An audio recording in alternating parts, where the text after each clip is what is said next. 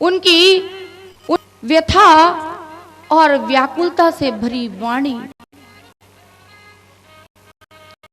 भगवान कृष्ण के हृदय में अत्यंत प्रेम उत्पन्न करने वाली थी। भगवान कृष्ण का हृदय दया से भर गया। तब उन्होंने तारिकाओं में गिरे हुए चंद्रमा की तरह गोपियों के साथ क्रीड़ा आरंभ की। तब उन गोपियों के मन में किंचित अभिमान हो गया परीक्षित, और राधा को मान हो गया। गोपियों के मन में अभिमान हुआ कि हम संसार की सर्वश्रेष्ठ स्त्रियां हैं, इसीलिए श्री कृष्ण हमारे साथ हैं।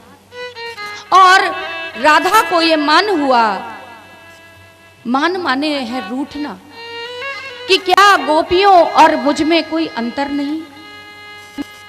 तब भगवान कृष्ण गोपियों के अभिमान को दूर करने के लिए और राधा जी के मान को रखने के लिए श्रीमती राधा रानी के साथ अंतर ध्यान हो गए। तब गोपियां कृष्ण को समीप न पाकर रोने लगी।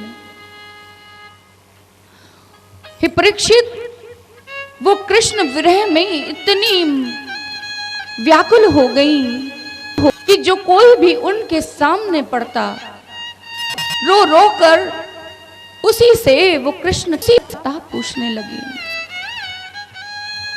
गोपियां रो रो कर वृक्ष लताओं पर्वतों पृथ्वी सभी से कृष्ण का पता पूछने लगी।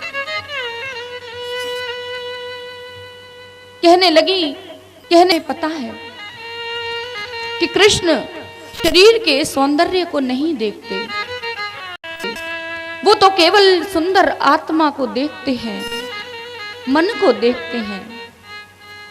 हाय, हम लोगों ने इस निर्जीव शरीर की सुंदरता पर अभिमान किया। और परीक्षित, वो सभी गोपियां कृष्ण को ढूंढते ढूंढते कृष्णमय हो गईं। कृष्णो अहम पश्यत गति।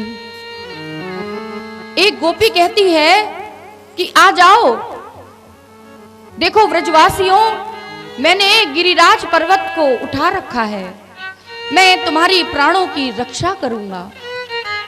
कोई गोपी कृष्ण बनकर बांसुरी बजाने लगी, कोई गोपी पूतना बन गई और दूसरी गोपी को उसने पूतना समझकर पृथ्वी पर पटक दिया।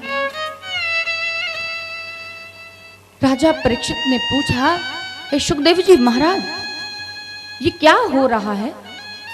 सुखदेव जी कहते हैं, ये अनुकरणीय नहीं है, लेकिन गोपियों को अपने आप ये प्रतीत हो रहा है कि मैं ही श्री कृष्ण हूं। बहुत देर परीक्षित ये लीला चली, फिर याद आया कि हम तो कृष्ण के चरणों की दासी हैं।